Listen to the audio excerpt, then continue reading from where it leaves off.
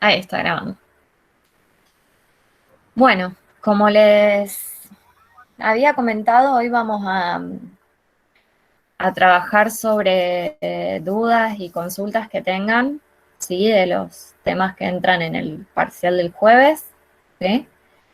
Y vamos a hacer una especie de repaso cierre, en realidad, una recapitulación general de cuál fue el recorrido de la materia, porque bueno, hoy es la última conexión, sería la última clase, porque el jueves ya tenemos el parcial y después el martes queda el recuperatorio para aquellos que deban recuperar alguno de los parciales, así que ya terminaríamos hoy con lo que sería el dictado de las clases, ¿sí?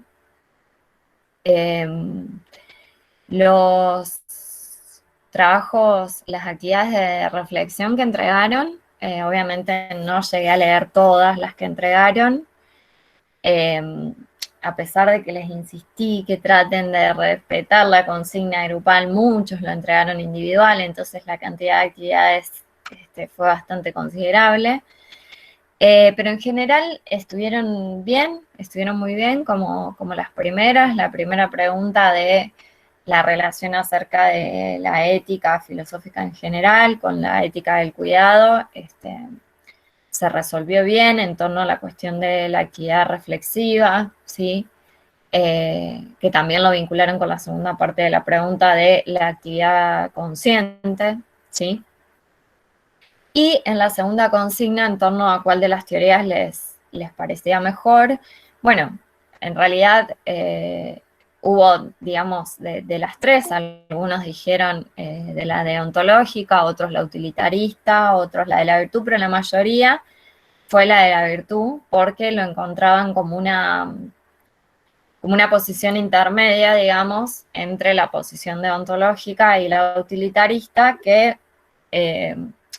digamos, en un sentido general está bien porque, digamos, que incorpora elementos de las otras dos, en el sentido de considerar los principios, pero también considera la experiencia, pero siempre teniendo en cuenta que no se trata de una síntesis o que la función de esa teoría no es compatibilizar las otras dos. Es una teoría por sí misma, independiente, ¿sí? Entonces, eso sería lo que por ahí habría que aclarar. En segundo lugar, muchos eligieron la deontológica por el tema de cómo se vinculaba esta teoría a la fundamentación del deber moral con el respeto de los derechos, que en el ámbito profesional es una cuestión fundamental, ¿sí? Y algunos que eligieron la teoría utilitarista veían un vínculo entre los principios de la teoría utilitarista, que se trata de que buscamos el placer y evitamos el dolor, entonces vinculaban eso con lo que sería la función de la salud y la atención médica, que es no dañar, digamos, y tratar de curar lo que sería el dolor o el malestar o prevenirlo, ¿sí? Y buscar el bienestar. Así que bueno, en general les digo, estuvieron bien los trabajos. La idea es empezar por las dudas, consultas que tengan y después, hacia el final, como yo les decía, hacemos un cierre. A ver qué están diciendo.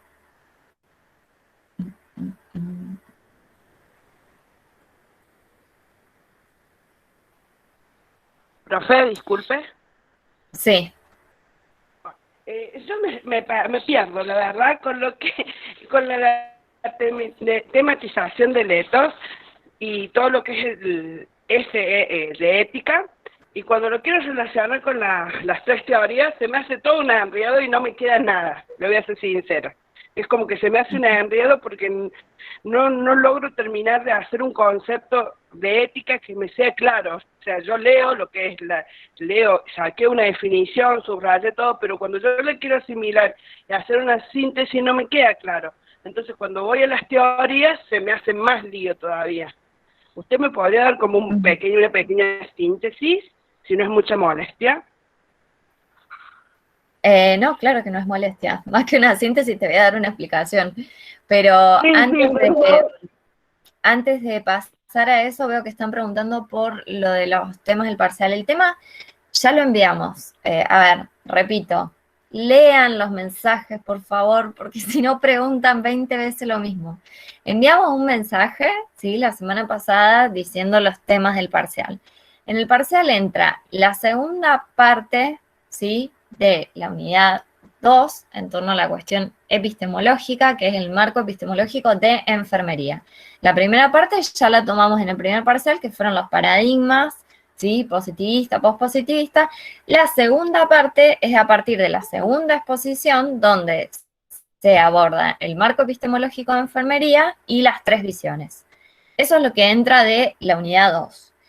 Fíjense ahí que tienen una introducción al marco epistemológico de enfermería que no está en el material, ¿sí? Esa introducción la tienen que tomar de la exposición, ¿sí? Lo de la tríada, teoría, práctica, investigación, lo que constituye el marco epistemológico de la enfermería, eso es lo que tienen explicado en la exposición. Y como bibliografía, tienen el texto de Bueno Robles sobre las 3 visiones. De la unidad 3 entra todo lo que vimos en la unidad 3. Entra el texto de Maliandi, que explica de qué se ocupa la ética, entra el texto de Luna y Sales, donde están las 3 teorías normativas, y entra lo que vimos en la última exposición que les subimos, que es la ética del cuidado, donde está el texto de Molina Restrepo y el de Tealdi, del Diccionario Latinoamericano de Bioética, sobre los derechos en salud, ¿sí? Entra todo, así que en eso, no sé, alguien preguntó, hay una diferencia con el parcial anterior que habíamos dejado un poco fuera lo que había entrado en la actividad de reflexión, acá entra todo, es decir, lo que hicieron para la actividad de reflexión les sirve como estudio para el parcial, ¿sí?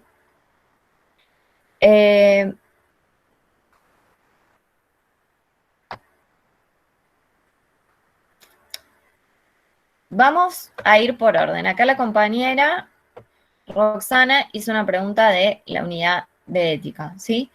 Pero antes de la unidad de ética, ¿sí? Voy a aclarar una pregunta que pusieron acá sobre lo del marco epistemológico de enfermería, ¿sí? Para que vayamos en orden. También recuerden que ya tuvimos 2 conexiones respecto a la unidad de ética. Yo entiendo que ustedes estaban con otras cosas, tuvieron otros parciales, muchos no se conectaron, pero estas cuestiones éticas ya las hemos explicado y aclarado y están las grabaciones. Entonces, fíjense también de revisar, ¿sí? Porque si no, terminamos explicando quizás muchas veces lo mismo y dejamos fuera otras cosas, ¿sí? Hoy claramente les sirve esto, repaso para el parcial, vamos a volver en todo lo que necesiten, pero tengan en cuenta que para algo dejamos grabadas las clases, ¿sí? Para que puedan consultarlas. Y ya hubo 2 encuentros donde se habló de estas cuestiones de ética, ¿sí? El marco epistemológico. Fíjense, y esto les sirve también para lo que preguntaba la compañera de la unidad 3. Nosotros el movimiento que hicimos en esas 2 unidades fue el mismo. ¿Qué fue? En la primera parte de la unidad nos ocupamos de la fundamentación filosófica general, digamos, es decir, de los conceptos, de las ideas, de las bases que explican de qué se ocupa la epistemología, de qué se ocupa la ética, ¿sí? Y en la segunda parte de cada unidad lo que hicimos fue aplicar eso al campo específico de la enfermería, ¿sí?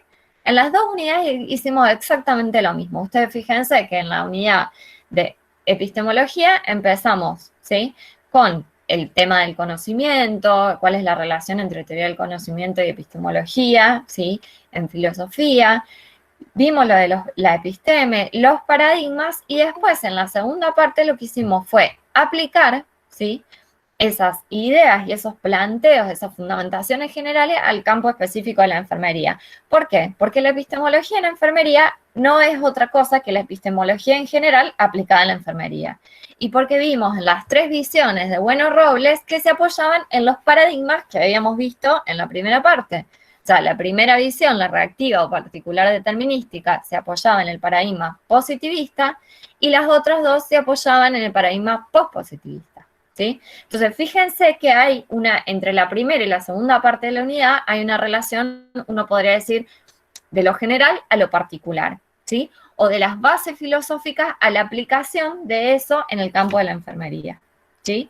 En la unidad de ética hicimos exactamente lo mismo. Empezamos en la primera parte con el texto de Maliandi, Luna y Sales, con el planteo de qué se ocupa la ética filosófica, ¿sí? En general, vimos esas tres teorías que son las tres grandes teorías normativas, es decir, las tres grandes fundamentaciones acerca de cómo se puede considerar una acción buena o mala, es decir, qué acción, en base de qué, en función de qué, algo puede considerarse como bueno o malo, moralmente hablando, ¿sí? Y en la segunda parte llevamos esas conceptualizaciones, esas definiciones, esa tematización general al campo específico de la ética del cuidado, ¿sí? Porque de hecho lo que dice Molina Restrepo al comienzo de su texto sobre la ética del cuidado es que la ética del cuidado se nutre de distintas teorías, ¿sí? De la ética filosófica en general, ¿sí? Por lo tanto, la ética del cuidado no es que hay una sola. Ética del cuidado designa, ¿sí? La ética aplicada al campo de la enfermería, que la ética aplicada al campo de la enfermería puede aplicar una ética deontológica, ¿sí? Puede aplicar una ética de la virtud, puede aplicar una ética utilitarista u otra, ¿sí? Entonces, hicimos exactamente el mismo movimiento, ¿sí? Eso es lo primero que tienen que tener en claro porque de esa manera ustedes entienden cómo se va desarrollando la unidad, ¿sí? Entonces, en el marco epistemológico, ¿de qué se trata el marco epistemológico de enfermería? Si dijimos que la epistemología es la rama de la filosofía que se ocupa de la reflexión, análisis, fundamentación, crítica del conocimiento científico, ¿sí? La epistemología en enfermería va a ser justamente aquella rama que comprenda el análisis, estudio, reflexión, crítica de todo lo que compone, ¿sí? Valga la redundancia, el conocimiento, ¿sí? Científico de enfermería.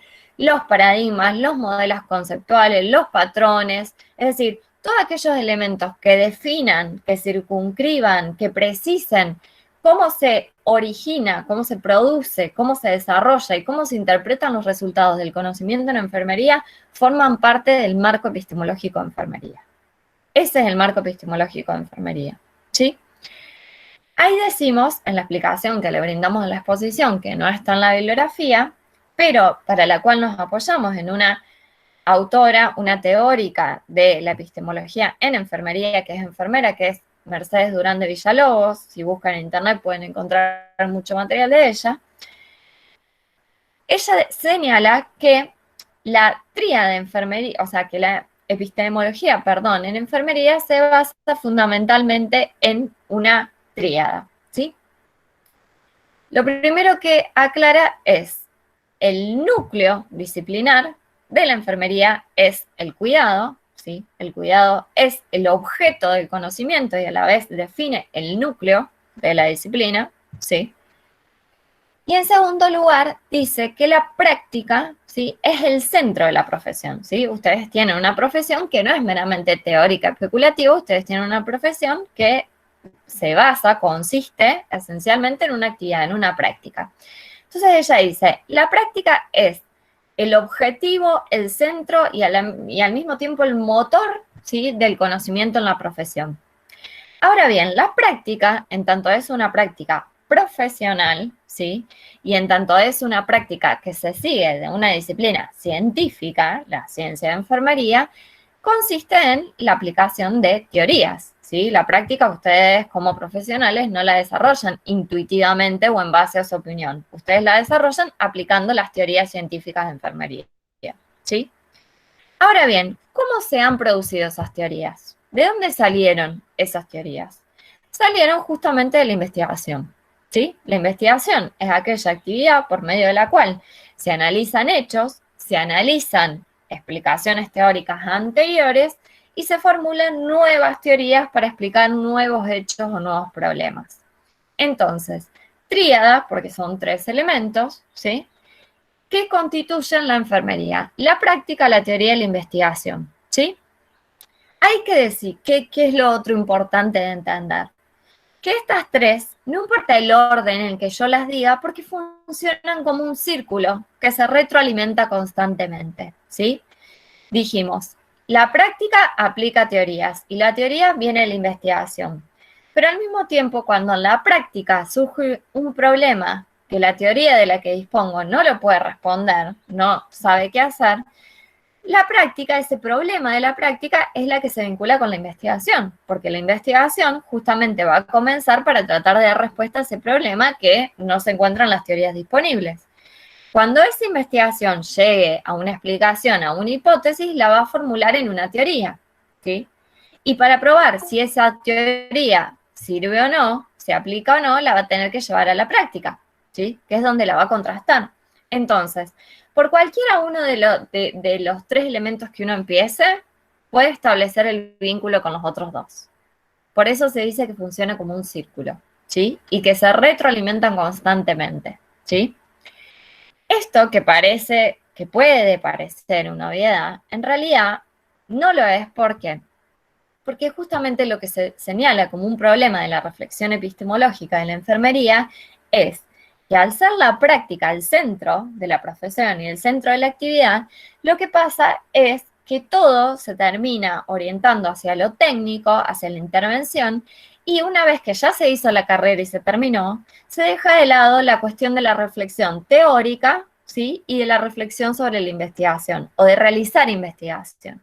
Entonces, lo que apuntan estos autores, que son enfermeros, enfermeras, ¿sí? Y que se han dedicado al desarrollo teórico, que se han dedicado al desarrollo de investigación, es que se puede incorporar desde la formación que ustedes vean la importancia no solo de la práctica y la técnica, sino también de la teoría y la investigación. O sea, que ustedes vean que el día de mañana, cuando ustedes estén ejerciendo su práctica, no porque ya hayan terminado la carrera, ya terminó el trabajo teórico y de investigación que tenían que hacer. Cuando ustedes se encuentren con situaciones en la práctica que les demandan, ¿sí?, nuevos conocimientos que ustedes se dan cuenta que quizás no los vieron del todo, no son suficientes con lo que vieron en la carrera, tienen que seguir haciendo indagación teórica, ¿sí?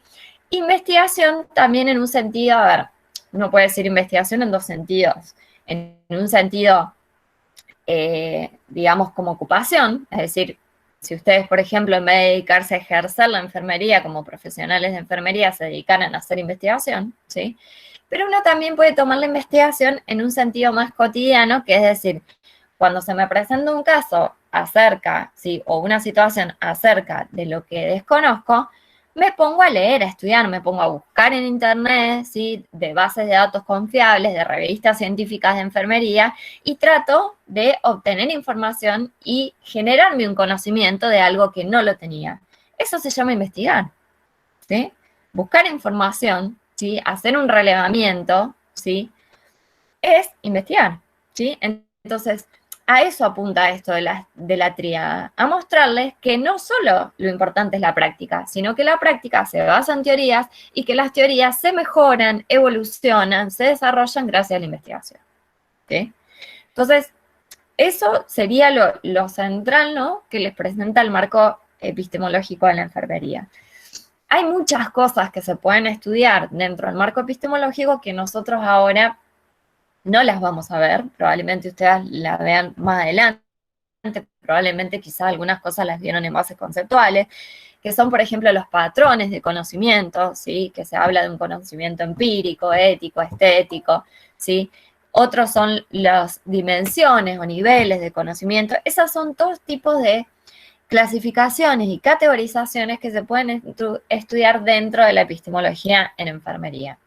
Nosotros, como les decía, en el desarrollo de filosofía 1 no lo vamos a ver ahora. Lo damos sí en la filosofía del plan viejo, digamos, y probablemente los recuperemos, ustedes en parte lo vean en otra materia y en parte los recuperemos cuando vuelvan a tener filosofía en cuarto, ¿sí? Pero ahora, por el momento, lo que ustedes tienen que tener en el marco epistemológico es eso, ¿sí?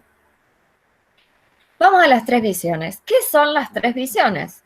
Justamente son la aplicación, ¿sí?, de las grandes paradigmas, que vimos que los paradigmas son una visión integrada de una forma de entender la realidad y una forma de entender el conocimiento, ¿sí?, aplicadas al campo específico de la enfermería. ¿Qué quiere decir aplicadas al campo específico de la enfermería? Justamente que acá los paradigmas van a actuar como el piso, como la base, como el horizonte, como las ideas, desde la cual el profesional de enfermería enfoca su propia actividad profesional, su propia intervención, digamos, enfoca al paciente, cómo entiende al sujeto de cuidado, ¿sí? Cómo entiende al ser humano, ¿sí? ¿Qué métodos utiliza en la atención? ¿Sí? Entonces, en eso consiste las tres visiones que son los paradigmas, ¿sí? Llevados a el campo específico de la enfermería, ¿sí? Ahí ustedes van a ver, hay una de las visiones, que es la primera, que se basa en el positivismo, ¿sí?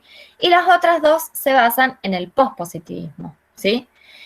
Si ustedes ven la descripción de cada visión, van a ver que se recuperan todas las características que nosotros ya vimos en el paradigma, ¿sí? En cada uno, el positivista y los pospositivistas, ¿sí? ¿Por qué? Y porque vemos que en el positivista justamente se centra en los datos observables, en lo que es medible, en lo que es cuantificable, se hace una separación, ¿sí? Se ve al sujeto de manera fragmentaria, separando la base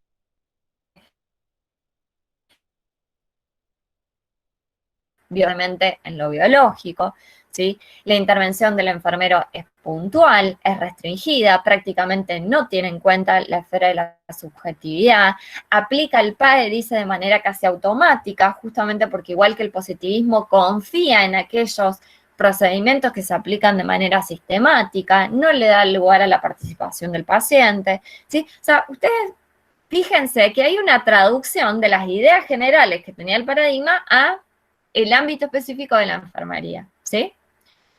En los otros dos, que las otras dos visiones pertenecen las dos al paradigma, a los paradigmas, acuérdense que dijimos que hay muchos, ¿sí?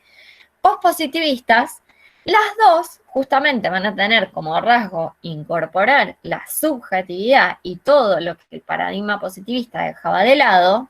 Esto ya lo vimos, ¿sí? Cuando vimos las características del paradigma pospositivista, vimos que tiene, en vez de ser objetivista, ¿sí? Centrarse en lo objetivo, ¿sí? Incorpora la subjetividad, vimos que es flexible en cuanto a la aplicación del método, vimos que tiene una idea de verdad cualitativa, vimos que incorpora la dimensión de lo simbólico y lo comunicativo que no se puede constatar mediante experimentos o cálculos. Bueno, todo eso va a estar en estas dos visiones, solamente que la diferencia que tienen es que la segunda visión, ¿sí? La interactiva e integrativa, hace una fusión, ¿sí? Hace una composición de los dos métodos, usa el método cualitativo, pero también usa el cuantitativo, ¿sí? Porque tiene una visión que compone, que integra la enfermería como ciencia y arte, entonces todo lo que toma de los indicadores empíricos estaría en el uso del método cuantitativo y todo lo que toma de la subjetividad está en el uso del método cualitativo. Mientras que la última visión, que es la unitaria transformativa, solo se basa en el método cualitativo, no utiliza el cuantitativo, ¿sí? Entonces, estando las dos visiones dentro del paradigma postpositivista, una va a utilizar los dos métodos, va a hacer una suerte de integración, ¿sí? Entre el método cuantitativo y cualitativo, y la otra se va a quedar solo con el cualitativo, ¿sí? En una va a usar la fenomenología, ¿sí? Como método cualitativo, y en la otra va a usar la fenomenología, pero también la hermenéutica, que son, ¿sí? Los dos ejemplos de métodos cualitativos que nosotros vimos ahí en la exposición de epistemología de enfermería. Como les puse en el aviso sobre el parcial, no entran la fenomenología y la hermenéutica. ¿Qué quiere decir no entran? No va a haber preguntas directamente sobre fenomenología o sobre hermenéutica, pero sí les va a servir leerlo justamente para entender, ¿sí?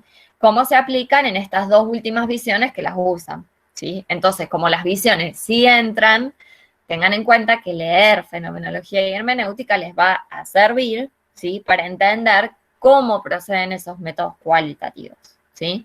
Por más que no vaya a haber preguntas puntuales de la fenomenología o la hermenéutica. ¿Estamos? Entonces, recapitulando, la relación, ¿sí? Es eso.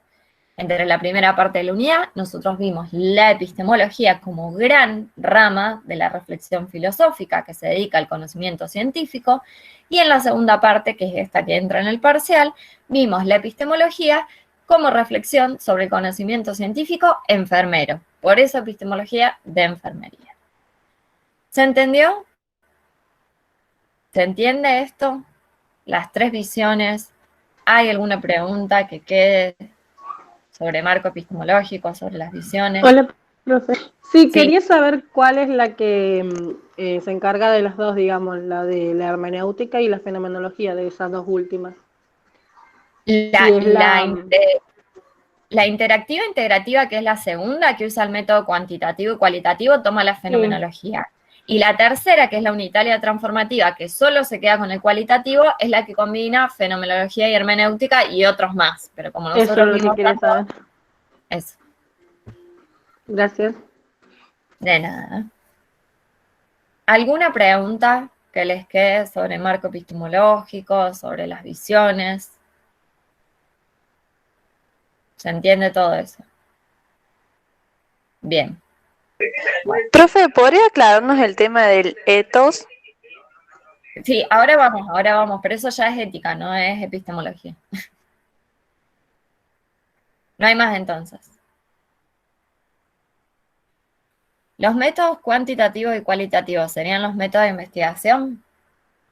Sí, son métodos de investigación, pero son también métodos que se aplican a los procesos de atención, ¿sí? Los métodos, acuérdense, son pasos, ¿sí? Son modos de aproximación al objeto, a la situación, ¿sí? Entonces, lo cuantitativo, cualitativo está tanto en lo que se investiga, o sea, son métodos de investigación, pero también son métodos que se aplican en la práctica, ¿sí? Por eso decíamos, la visión reactiva, ¿sí? La primera, ¿sí? O particular determinística, como aplica el método cuantitativo, eso quiere decir que va a abordar el paciente buscando justamente aquellos indicadores que son mensurables, ¿sí? En su estado de salud, dejando de lado la subjetividad. Entonces ahí vemos que no funciona como un método de investigación, funciona como un método de atención, funciona como una forma de aproximarse al paciente, ¿sí? ¿Se entiende? Erika.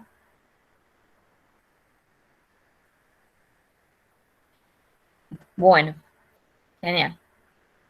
Vamos entonces, sí, si no hay más preguntas sobre la epistemología, vamos a la unidad de ética. Como les decía, en ética hicimos exactamente el mismo movimiento, ¿sí? Definición, conceptualización de qué se ocupa la ética, ¿sí? Como rama de la filosofía, y después la aplicación a la ética del cuidado, ¿sí? El campo específico de enfermería. ¿De qué se ocupa la ética? Ustedes fíjense que lo primero que le pusimos en la exposición fue una aclaración de que nosotros decíamos la ética filosófica. ¿Por qué? Porque a diferencia de la epistemología, donde uno no anda por la vida epistemologizando, ¿sí? La ética sí es una parte de nuestra vida diaria, ¿sí? Es una parte de nuestra existencia. De hecho, hablamos de ética y moral antes de haber estudiado filosofía y estudiar ética y moral. ¿Por qué? Justamente porque es una parte, ¿sí? Es una dimensión, ¿sí? De nuestra forma de vida, nuestra forma de actuar. Nosotros no actuamos porque sí, ¿sí? O nos da todo lo mismo. Tenemos ideas de lo bueno y lo malo, de lo que está bien y de lo que está mal, de lo correcto y lo incorrecto, de lo justo y de lo injusto. La ética se ocupa de eso, ¿sí? De la misma manera que dijimos que la filosofía lo que hacía era analizar los supuestos, las opiniones que están en la base, ¿sí? De nuestro sentido común, de nuestras ideas del mundo, de nuestras ideas de las personas, de nuestras ideas de nosotros mismos, lo que hace la ética como rama de la filosofía es estudiar, analizar, reflexionar, criticar, fundamentar todas esas ideas, ¿sí? Principios, opiniones, creencias, posturas que tienen que ver con lo que nos parece que está bien y nos parece que está mal, con lo correcto y lo incorrecto, lo bueno y lo malo, ¿sí? Lo justo y lo injusto.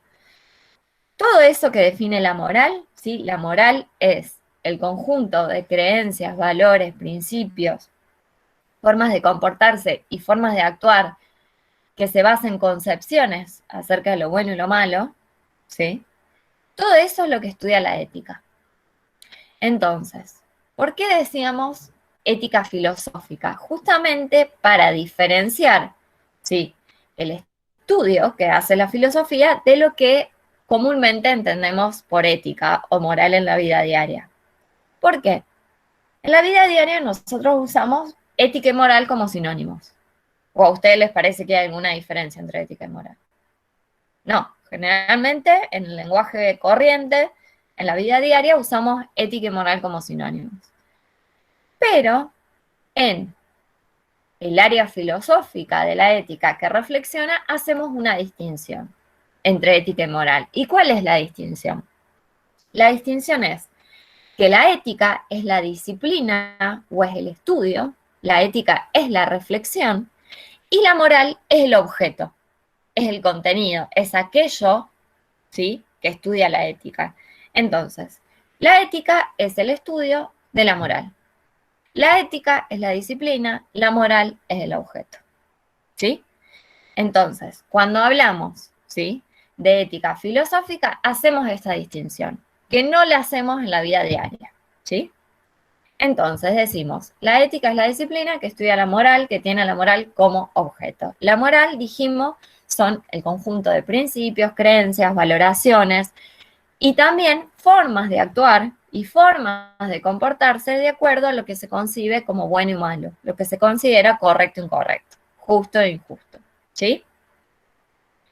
Bien, ¿qué es lo que dice Maliandi? Que la ética filosófica es la tematización reflexiva del ethos, ¿sí? Descompongamos eso, que es la manera en que se los presentamos en la exposición. Tematización reflexiva. Convertir algo en tema de reflexión. Eso es lo que quiere decir tematización reflexiva. Convertir algo en tema de reflexión.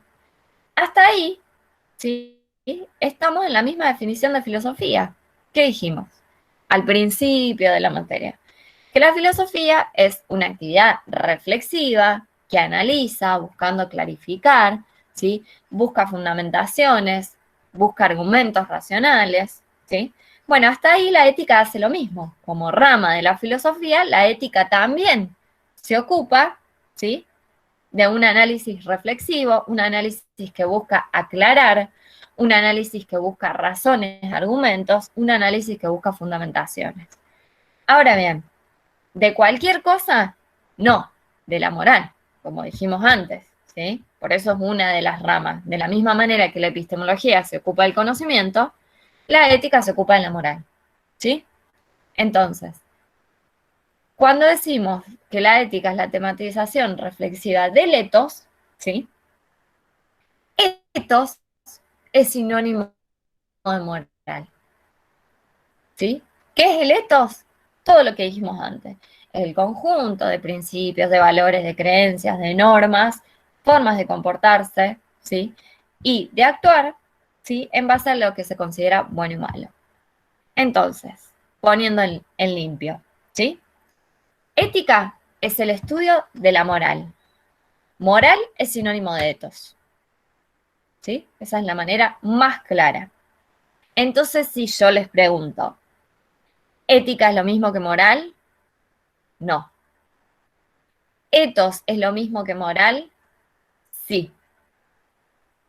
¿La ética estudia la moral o la moral estudia la ética? La ética estudia la moral. La moral es el objeto de la ética. ¿Sí? ¿Hasta acá se entendió? ¿Quedó claro?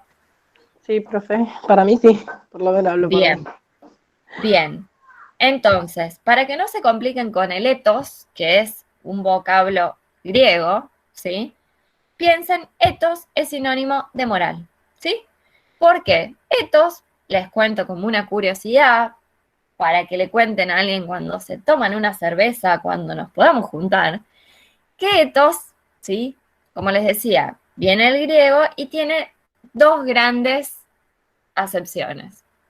Por un lado, ethos quiere decir forma de ser, modo de ser y conducirse, forma de comportarse, ¿sí?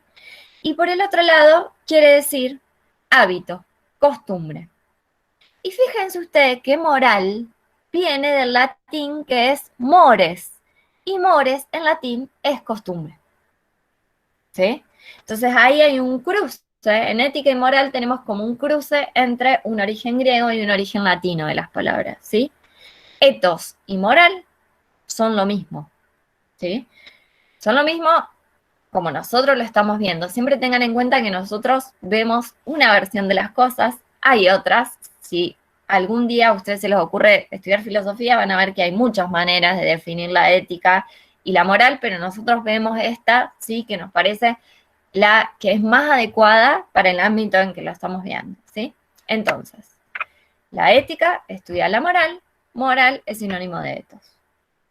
Hasta ahí todos somos felices, ¿no es cierto? ¿Se entiende? Bien. Bueno, ¿qué es lo que dice Maliandi?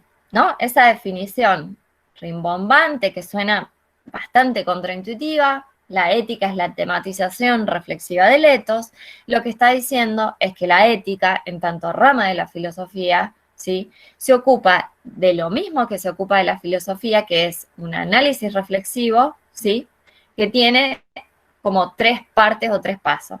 En primer lugar, aclarar, ¿sí?, esclarecer. Acuérdense cuando hablábamos de los supuestos. En primer lugar, lo que queremos es poner en claro qué es lo que está en juego, qué es lo que se está diciendo, cuál es el problema en cuestión, ¿sí? En segundo lugar, buscar la fundamentación, la argumentación racional, es decir, preguntar por qué es así, ¿sí? Y en tercer lugar, ¿sí?, dar una explicación, ¿sí?, o una fundamentación después de haber aclarado e interrogado, ¿sí? Esas son las tareas de la ética porque son las tareas de la filosofía. Y la ética es una rama de la filosofía que va a aplicar todas esas tareas a la moral, ¿sí? Entonces, mientras que la filosofía analizaba cualquier objeto en general, o sea, es decir, es la gran disciplina que tiene varias ramas, la ética va a aplicar todo esto a la moral. Entonces, ¿qué es lo que va a analizar? ¿Cuáles son las fundamentaciones? ¿Cuáles son los argumentos? ¿Cuáles son las razones que tenemos para decir esto es bueno o esto es malo? Esto se debe hacer o esto no se debe hacer. ¿En qué nos parece que radica la moral? La moral consiste en aplicar principios. La moral consiste en considerar las consecuencias de las acciones.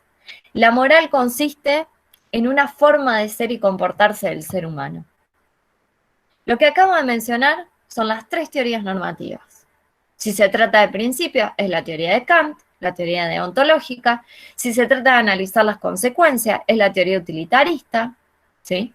Y si se trata de la manera de ser y comportarse, es la ética de la virtud, ¿sí? Entonces, la moral, ¿sí?, como objeto de la ética, va a ser abordada, dice Maliandi, a través de dos grandes tareas, que estas tareas también ya la vimos cuando vimos la caracterización de la actividad filosófica. ¿Cuáles son esas tareas? Por un lado, dice Maliandi, va a fundamentar, ¿sí?, las normas, principios e ideas morales, o va a criticar, ¿sí?, las normas, principios e ideas morales. Es lo que vimos, ¿sí?, en el texto, en el diálogo de Berlin, cuando decíamos que la filosofía se ocupa de problemas sustantivos. ¿Se acuerdan que en ese momento el ejemplo que daba Berlin era el ejemplo de un dilema moral? Si el soldado tenía que mentirle o no al prisionero. Bueno, de ese ejemplo se ocupa la ética, ¿sí? En ese ejemplo, ¿sí?, la ética consideraría cuáles son las razones que tendría, ¿sí?, el soldado, ay, me está saliendo una palabra, bueno, cuáles son las razones que tendría este militar, digamos, para mentirle o no mentirle, cómo justificaría hacer una cosa u otra, ¿sí? Eso es un dilema moral, de eso se ocupa la ética, ¿sí? Entonces, primera tarea, dice Maliandi, fundamentar las normas o realizar críticas de esas fundamentaciones, ¿sí? Y en segundo lugar, dice, y esto también ya lo vimos en el texto de Berlin, aclarar, ¿sí?, el uso, ¿sí?, el sentido, el significado de las palabras o términos del lenguaje moral, ¿sí? Que lo vimos también en el texto de Berlin. Acuérdense que decía que a la filosofía le interesa el lenguaje, el análisis del lenguaje, la reflexión sobre las palabras. ¿Por qué? Porque la manera en que nombramos las cosas, ¿sí?, tiene que ver con la manera en que entendemos la realidad, ¿sí? Ahí veíamos, no es lo mismo hablar de igualdad en el sentido que lo mismo para todos y cada uno que hablar de igualdad como equidad, que significa a cada uno, ¿sí?, según su necesidad, ¿sí?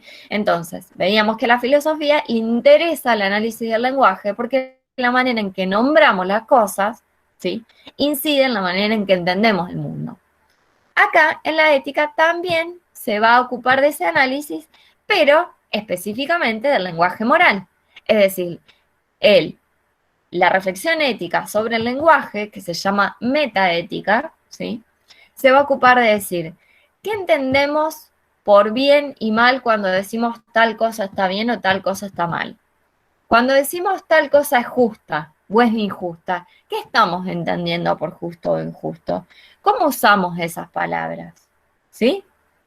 Entonces, la primera tarea de fundamentación, ¿sí?, o crítica de las fundamentaciones es la ética normativa, y esta segunda tarea de análisis del lenguaje moral es lo que se llama metaética, ¿sí? Nosotros no vamos a ver la metaética, simplemente está bien que sepamos, ¿sí?, que es una rama dentro de la reflexión ética, sino que lo que vemos a continuación son teorías normativas, es decir, teorías que proponen fundamentaciones acerca de la moral, ¿sí? Ahí fíjense que en la exposición recuperamos esta idea de Berlin, que Berlin decía, los filósofos ayudan a aclarar los problemas, pero no le dicen a la gente qué hacer, ¿sí? Y acá decimos que la ética aclara, pero también propone fundamentaciones, es decir, de alguna manera propone qué hacer. Pero esto no va en contradicción con lo que decía Berlin, porque la filosofía nos propone estas fundamentaciones, es decir, nos propone maneras en las que podemos considerar qué hacer, qué es bueno, qué es malo, pero la decisión sigue siendo nuestra. Entonces esto no entra en contradicción con lo que decía Berlin de que los filósofos no nos dicen qué hacer. Los filósofos nunca nos dicen qué hacer, pero sí han propuesto explicaciones que nosotros podemos adoptar o no, ¿sí? Pero han propuesto explicaciones de qué tenemos que hacer o en función de qué tenemos que guiarnos, ¿sí? Y esos son los que consisten las tres teorías normativas que vimos en el texto de Luna y Sales, ¿sí? Son tres explicaciones diferentes acerca de cómo considerar, ¿sí?, que algo es moralmente bueno o malo, ¿sí? Cómo distinguir lo que está bien y lo que está mal. Cómo distinguir si una acción es moralmente buena o moralmente mala, ¿sí? Acá vemos el sentido de que la ética forma parte de la teoría práctica, ¿sí?, de la parte práctica de la filosofía. ¿Por qué? Justamente porque son fundamentaciones para actuar, ¿sí? No son explicaciones especulativas acerca de el ser de las cosas, ¿sí?, la ontología, que sería parte de la filosofía teórica, sino que son explicaciones que están inmediatamente ligadas con la práctica, ¿sí? Entonces, eso es lo que, digamos, presentan las tres teorías normativas. Tres formas de fundamentar, ¿sí?, lo que puede considerarse moral. ¿Se entendió entonces, ¿sí?, esta estructura, este desarrollo que vimos entre de qué se ocupa la ética como reflexión, como tematización reflexiva del etos, con estas tres teorías normativas? Roxana creo que era que había preguntado que se perdía en la conexión. ¿Se entiende ahora cómo se vinculan? ¿Cuál es el desarrollo de la argumentación? Bien. Bien. Entonces. Segura, la verdad que sí, lo reentiendo. Claro. Ahora sí. Gracias. Bueno, genial. Vamos a las tres teorías normativas. Estas tres teorías normativas son tres formas, como les decía, de explicar, de dar razones, de fundamentar, de argumentar cómo y por qué debemos actuar de determinada manera considerando lo que sería moralmente bueno o malo. ¿Cuáles son? Sí, se te escuchó, Roxana, te escuché. ¿Cuáles son las diferencias entre estas teorías? ¿Sí? Para que ustedes se fijen, ¿sí? Reconozcan las diferencias en estas teorías, guíense con la consigna, ¿sí? Que les había puesto después de esa exposición que les subí de la ética y de las teorías normativas, donde les proponía que elaboren un cuadro, ¿sí? Considerando distintos ejes, ¿sí? En torno a esos ejes, ¿sí? Ustedes tienen que considerar las diferencias de las teorías. Esos ejes eran, ¿en qué se funda, ¿sí? O en qué se fija la moralidad de la acción, ¿sí? Lo otro eran cuáles son los conceptos principales de la teoría, ¿sí? Y considerar lo que serían aplicado a la práctica las ventajas o desventajas, ¿sí? Básicamente lo que ustedes tienen en la exposición, como siempre les decimos, son todos estos puntos centrales destacados, justamente porque como las exposiciones escritas son una explicación de lo central del texto, ahí está consignado todo lo que le tienen que prestar atención. Como siempre decimos también, no se queden solo con la exposición, tienen que ir al texto para ver la explicación completa, ¿sí? Entonces, ¿cuáles son las grandes diferencias? La teoría de Kant, que es una teoría deontológica es del deber, ¿sí? Considera que la moralidad de la acción se funda en el principio que la rige, ¿sí? Si yo quiero saber si una acción es moral o no, lo que tengo que considerar es el principio que rige esa acción. ¿Cuál es la idea rectora? ¿Cuál es la norma que está siguiendo esa acción? ¿Sí? Ahora bien, ¿cómo sé yo cuál es la norma o el principio moral que está bien, que es válido? Como principio uno puede tener principios muy diferentes, ¿sí? Y Kant no va a decir que cualquier principio es válido. Entonces, ¿cómo distingo yo, ¿sí? ¿Qué principio puede fundamentar una acción moralmente buena? ¿Qué principio puede ser un deber? ¿Sí?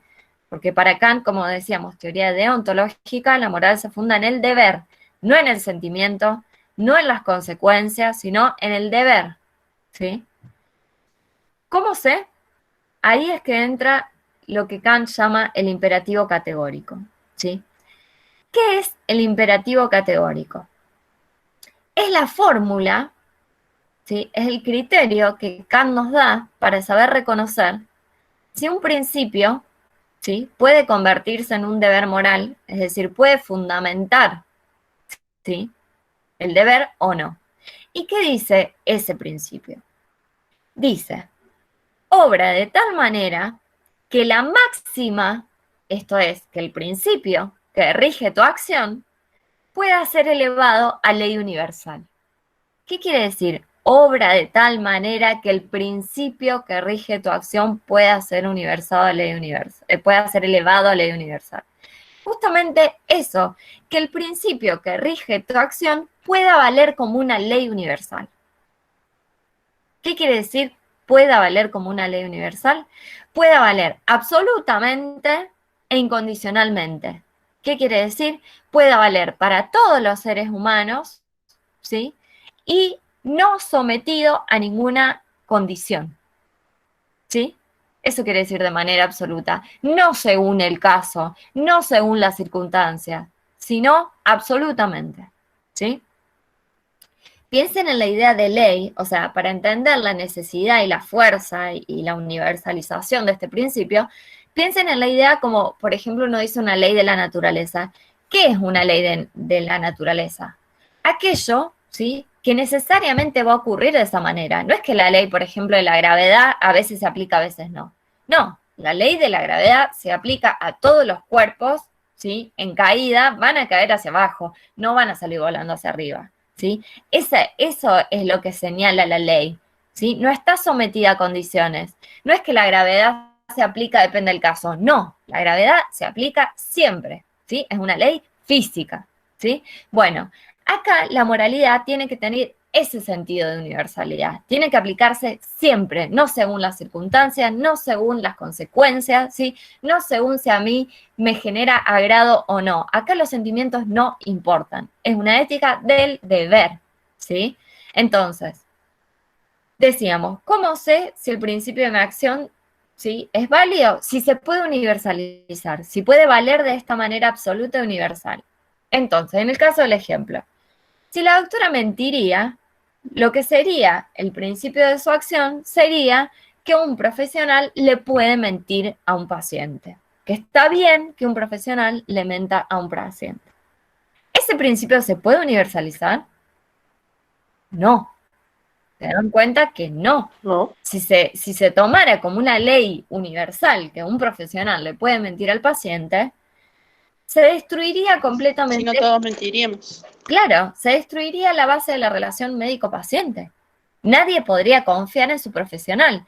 Para Kant, ¿sí?, incluso la mentira, no solo en el ámbito profesional, sino en general, ¿sí?, la mentira no puede ser elevada a ley universal, ¿sí? Ustedes dirán, pero bueno, hay casos en que se pueden hacer excepciones. Para Kant, no. Para Kant no se pueden hacer excepciones. No mentir es no mentir nunca. Es no mentir sea cual sea la situación. Es no mentir no importa las consecuencias. Porque es una ética del deber, no de las consecuencias, no del sentimiento, no de las circunstancias. ¿Sí? Entonces, ahí me doy cuenta, cuando lo llevo a la universalidad, me doy cuenta si eso puede ser un principio de mi acción o no.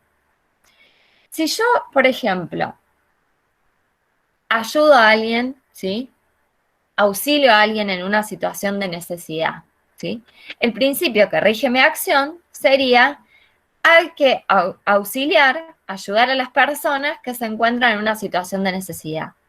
¿Ese principio lo puedo convertir en ley universal? Sí, me doy cuenta que sí, ¿sí?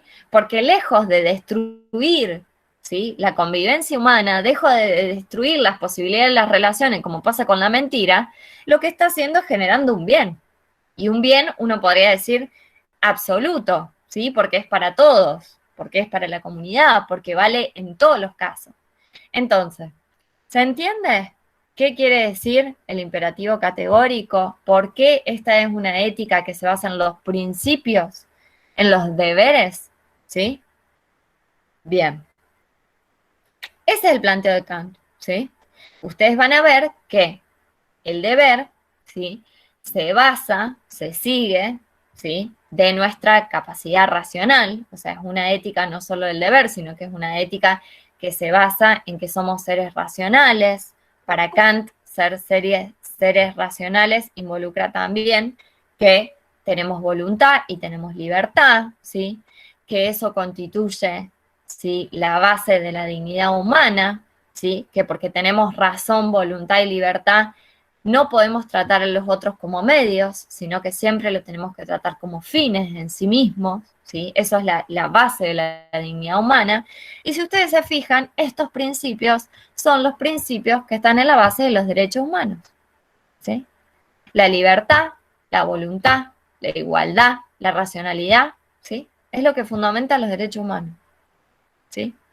Eso es la dignidad, ¿sí? Kant fue el que sentó, ¿sí?, en el solo hecho, por ser seres racionales, ¿sí?, tenemos esa dignidad que tiene que ver con el respeto de nuestra voluntad, de nuestra libertad, ¿sí?, que sienta la dignidad humana. Es decir, para todo ser humano por el hecho de ser tal, sin condiciones.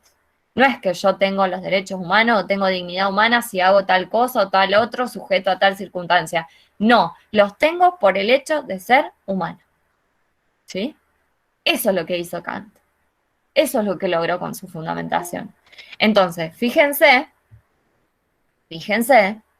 qué grandioso, digamos, por un lado, es lo que puede esta fundamentación ética, ¿sí? Pero fíjense por otro, qué problemática que resulta justamente porque no tiene en cuenta las consecuencias, ¿sí? y porque no tiene en cuenta los sentimientos, ¿sí? Lo que Kant está dejando de lado es que las personas, si bien somos seres racionales, no actuamos siempre por razón. También nos mueven los sentimientos, ¿sí? Y lo que está dejando de lado es que el mundo de las acciones humanas es un mundo que no es enteramente racional. Es imperfecto, ¿sí? Es un mundo donde hay ciertas situaciones que se plantean cuestiones problemáticas que no se pueden resolver con la simplicidad y claridad de una ley, ¿sí? Y eso, sí, implica que las famosas excepciones o la famosa sabiduría de saber actuar según el caso. Kant deja fuera de consideración eso, ¿sí? Bien, eso es Kant. La teoría utilitarista está, digamos, en el extremo opuesto del planteo de Kant. ¿Qué es lo que dice el utilitarismo? Que para saber si una acción es buena o mala me tengo que fijar en las consecuencias de esa acción, no en los principios, en las consecuencias, en los efectos que genera, ¿sí? ¿Y cómo sé si esas consecuencias, ¿sí?, son buenas o malas? ¿Cuál es el criterio para distinguir que las consecuencias son buenas o las consecuencias son malas? El criterio, dice el utilitarismo, es generar la felicidad para el mayor número. Generar el mayor beneficio posible, ¿sí?, en los involucrados. Es decir, si hay una situación dilemática donde hay 10 personas involucradas y un curso de acción significa beneficiar a 7, es ese el que hay que elegir, no el que implica beneficiar a 3, ¿sí? ¿Por qué? Porque la acción moral es la que genera el bienestar, el beneficio, la utilidad, y ahí el nombre de la teoría utilitarista, ¿sí?, para el mayor número, ¿sí? Es una teoría que se basa en las consecuencias, ¿sí?, en la experiencia, no se guía por los principios, ¿sí? Y las consecuencias las analiza en función de la mayoría, ¿sí? Entonces, fíjense que está en el extremo opuesto de la teoría de Kant, ¿sí? Considera las consecuencias y las consecuencias en función del número, ¿sí? Entonces, si la consecuencia es mejor para una sola persona, ahí no habría dilema moral. O sea, generalmente hay dilema moral cuando hay más de una parte involucrada, pero el utilitarismo obviamente también es una teoría para guiarse a uno individualmente. ¿Qué es lo que nos dice el utilitarismo? Que lo bueno, ¿sí?, es lo que nos genera utilidad o lo que nos genera placer. ¿Por qué? Porque la base del utilitarismo está en que los seres humanos somos seres que buscamos el placer y nos alejamos del dolor, evitamos el dolor. Entonces, el utilitarismo como regla individual, o sea, fuera de un contexto de dilema moral, ¿qué me está diciendo? Que la felicidad consiste en buscar el placer y que todo lo que yo haga buscando el placer es bueno, es moralmente bueno, ¿sí? Eso es lo que me está diciendo el utilitarismo. Entonces, fíjense, está en el otro extremo de lo que decía acá. La teoría de la virtud, como muchos pusieron en la actividad de reflexión, es una teoría que combina la parte de los principios y combina la parte de la experiencia. ¿Por qué? Porque para juzgar la moralidad de una acción, no se va a fijar en los principios como Kant, no se va a fijar en las consecuencias como el utilitarismo, sino que se va a fijar en el carácter, en el modo de ser de la persona que actúa, del sujeto, ¿sí? Del agente, dice, el carácter del agente. El agente es el que actúa, ¿sí? Entonces, claro, ¿cómo debemos ser? La pregunta que se hace esta ética no es qué debo hacer, sino cómo debo ser, ¿sí? ¿Cómo debo formarme, ¿sí? ¿Cómo debo educarme para ser una persona moralmente buena? ¿Y cuál es la respuesta que da la teoría de la virtud? Debo perseguir la virtud. Debo transformarme en alguien virtuoso. ¿Cómo me hago virtuoso? Actuando virtuosamente. ¿Cómo sé si una acción es virtuosa o no? Porque la virtud es un término medio, ¿sí? Dice Aristóteles, que es quien formula esta teoría, la virtud es un término medio entre un exceso y un defecto. Es decir, la virtud es moderación, ¿sí? Entonces ahí veíamos, le damos en el texto un ejemplo. Por ejemplo, la valentía o el coraje, que es una virtud, es el término medio entre ser cobarde, ¿sí? O demasiado temeroso, y entre ser un temerario, es decir, demasiado osado, ¿sí? Entonces, claro, actuar con moderación. O sea, el principio de la virtud es la moderación, ¿sí? Que es un término medio entre un exceso y un defecto. Ahora, ¿cómo puedo reconocer yo cuál es ese término medio? ¿Sí? Porque a veces no es tan claro, ¿sí? Y hay ocasiones en que la buena acción implica irse a un extremo, que eso también se los pusimos en el texto. Si, por ejemplo, hay un niño ahogándose en un río que tiene una corriente muy fuerte, si yo me tiro a salvarlo, es una acción temeraria en el sentido de que estoy poniendo en riesgo mi vida. No sería racional, no sería moderado que yo haga eso. Pero si no me tiro, no lo salvo. Entonces la situación exige que yo me vaya al extremo. O sea, que la acción buena esté en el extremo, no en el medio. Por eso se dice que, si bien la teoría de la virtud, sí, considera los principios, ¿sí? Porque acá te está dando un criterio, también considera la situación particular, también considera la experiencia, también considera el caso concreto, ¿sí? ¿Por qué? Justamente porque si bien nos da este criterio de que la virtud es el término medio entre el exceso y el defecto, ¿sí? La manera de reconocerlo es por la sabiduría práctica. Sabiduría práctica o prudencia son, para Aristóteles, sinónimos. ¿Qué es la sabiduría práctica? La prudencia es justamente esa capacidad de juzgar, ¿sí? De reconocer lo que es bueno o malo para el hombre, ¿sí? Tengo como criterio la moderación, ¿sí? Pero también, como dijimos antes, como a veces el caso concreto hace que no se aplique esa regla, la sabiduría práctica o la prudencia es lo que me permite a mí discernir, distinguir qué es lo que tengo que hacer en ese momento, ¿sí? Entonces, la persona virtuosa es la persona que tiene esa sabiduría práctica, ¿sí? Y lo que importa justamente es el modo de ser. ¿Por qué decimos el modo de ser? Porque Aristóteles, muy sabiamente, muy conocedor del mundo práctico, ¿qué nos dice?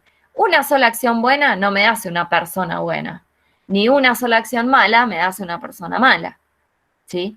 La virtud no es una sola acción, es una manera de ser, es un modo de ser. ¿Qué quiere decir? Que tiene cierta continuidad, que tiene cierta estabilidad, ¿sí? En estos piensen cuando nosotros decimos, tal persona es envidiosa. No lo decimos porque una vez se comportó envidiosamente, lo decimos porque es una persona que recurrentemente se comporta envidiosamente, ¿sí? O cuando decimos, tal persona es solidaria. No lo decimos porque una vez tuvo un acto solidario, lo decimos porque recurrentemente se comporta de manera solidaria, ¿sí? Entonces, esa recurrencia, esa estabilidad, es el modo de ser. Y eso es lo que hace a la moralidad, ¿sí? Lo virtuoso es el carácter, no la acción puntual. Pero uno se hace virtuoso actuando, teniendo el hábito de actuar virtuosamente, ¿sí? Uno se hace virtuoso por la práctica, por la experiencia, por el aprendizaje, ¿sí? Por eso se dice que esta teoría a veces parece como un círculo. ¿Por qué? Porque uno se hace virtuoso actuando virtuosamente, pero para actuar virtuosamente tiene que ser virtuoso. Entonces parece el problema de qué es primero, el huevo o la gallina, ¿no?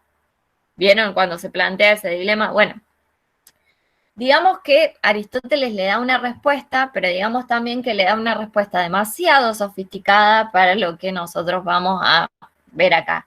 Lo que nos interesa es ver la diferencia con las otras dos teorías. La de Kant se basa en los principios, la utilitarista en las consecuencias, la teoría de la virtud se basa en el modo de ser. ¿Se entiende? ¿Se entiende la diferencia entre las teorías, cómo cada una, ¿sí? Todas suponen, ¿sí? Una argumentación racional. Y todas Profe, están dando razones, ¿sí? No son opiniones. Fíjense, Disculpa. son teorías normativas, son fundamentaciones, son explicaciones. Todas están suponiendo que los seres humanos somos seres racionales. Es decir, que no actuamos ni por instinto como los animales, ni porque sí, como si viviéramos a tontas y a locas. Actuamos racionalmente, usando la razón, usando el pensamiento, ¿sí? disculpe, ¿podrías repetir justo lo último de la diferenciación que no lo escuché? La diferenciación entre las tres teorías, Sí, esa. decíamos, la teoría de Kant apoya la moralidad en los principios.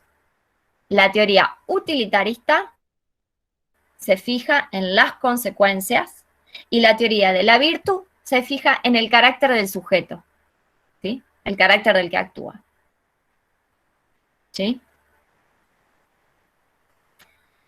Bien. ¿Alguna duda?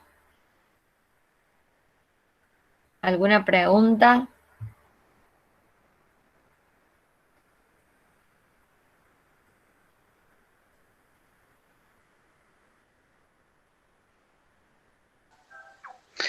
Yo le quería hacer una consulta. ¿Hola? Bien. En cuanto, se está hablando de la teoría utilitarista que dice que tenés que hacer lo que sea por conseguir el bien mayor. O sea, incluso mentir donde Kant dice que no en ninguna circunstancia se puede hacer. O sea, porque ahí agarro el ejemplo del mismo militar. O sea, en la teoría de Kant dice que no le puede mentir en ninguna circunstancia. Pero en esta No. se dice, en la utilitarista entonces sería que le tenés que mentir porque si puso una bomba en tal lado, le vas a decir que lo vas a salvar aunque lo termines matando lo mismo.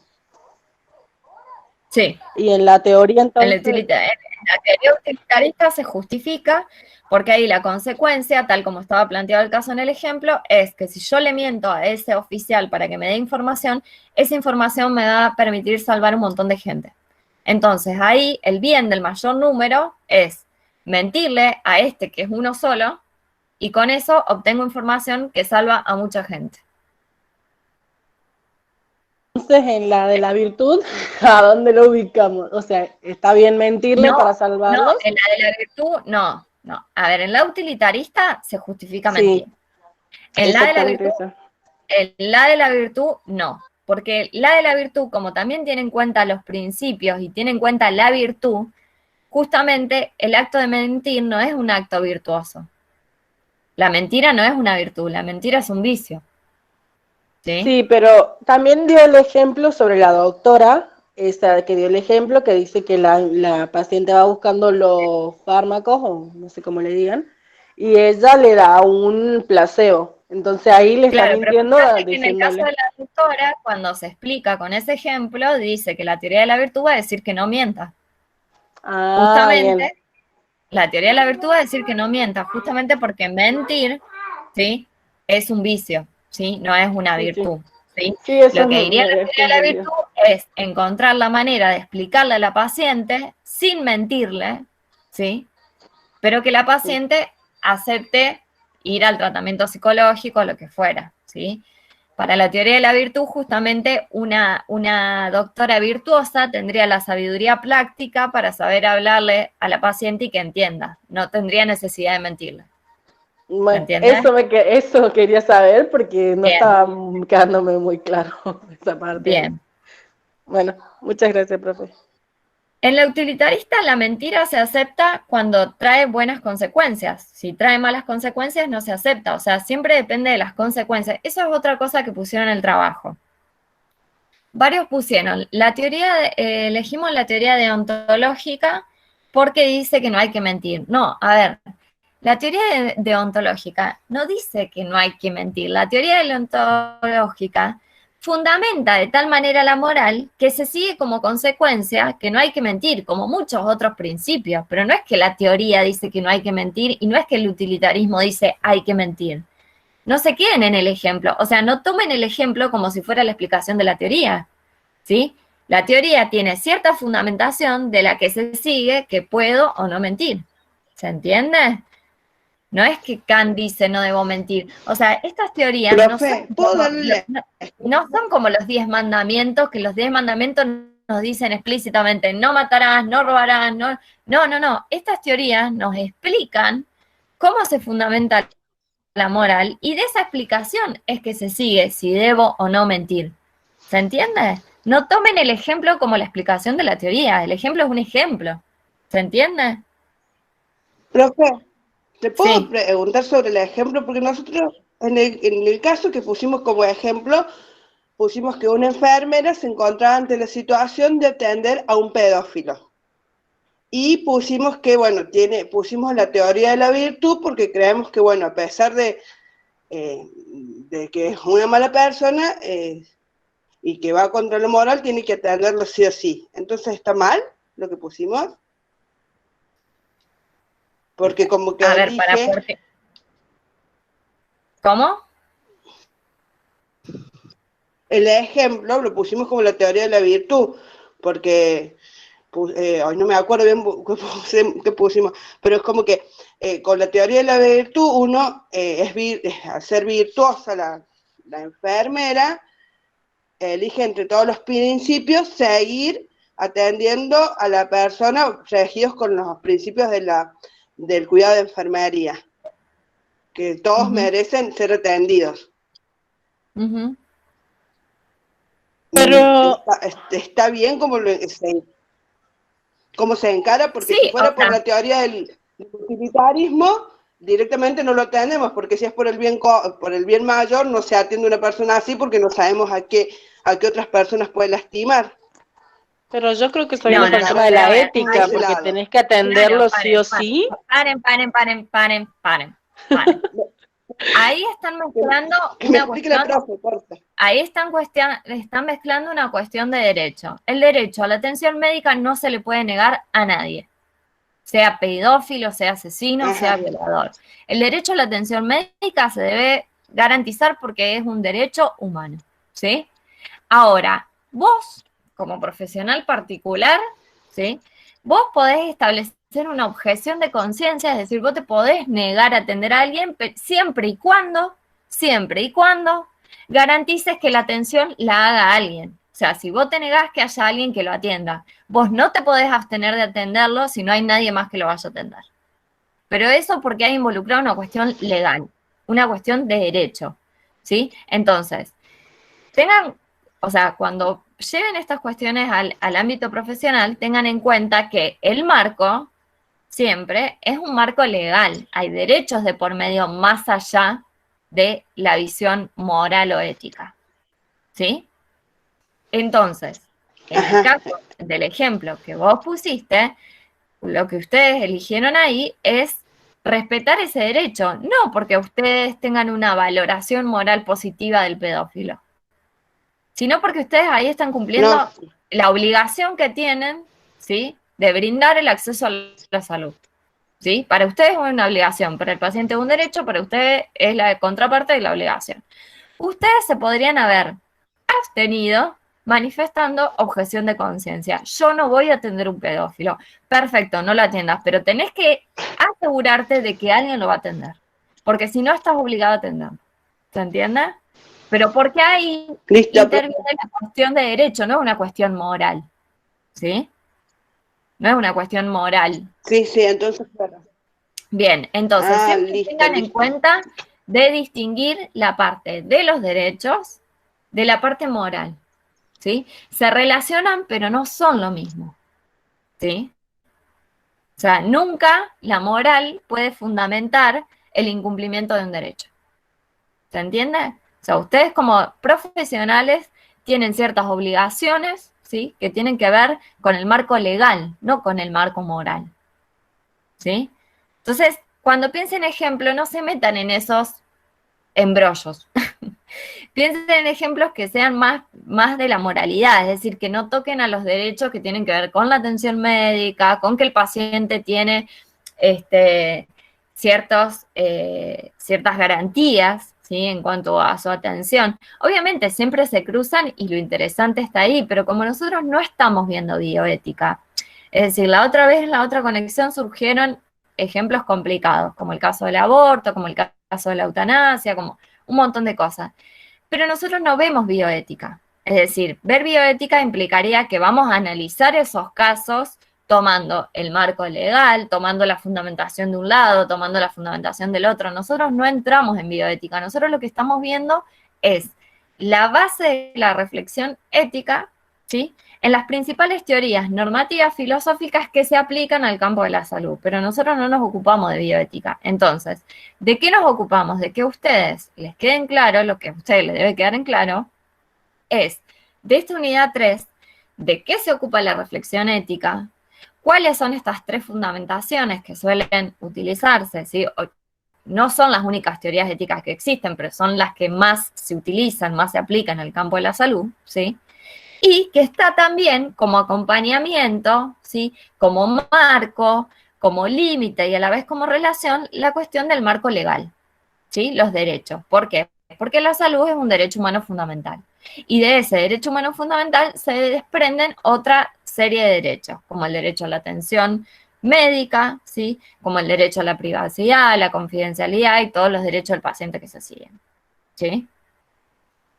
Entonces, dicho esto, ¿se entiende? ¿Se ve cómo se vincula, ¿sí? La cuestión ética con la cuestión de las teorías normativas? ¿Sí? Sí, sí, por lo menos a mí me quedó claro que eran las dudas mías. Muchas gracias. Bien. En la ética del cuidado, lo que ustedes tienen, ¿sí? Es esta reflexión llevada específicamente a lo que se consideran los principios, ¿sí? De enfermería. Esos 4 principios que ustedes tienen en el texto, ¿sí? Son 4 principios canónicos, digamos, sobre los que hay un consenso común, es decir, se aceptan como base para todos en la comunidad de salud, ¿sí?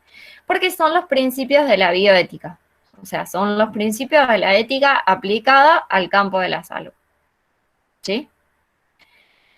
Fíjense que ustedes en el texto tienen la explicación de los principios y tienen después, ¿sí? También la explicación de la esfera de los valores, ¿sí?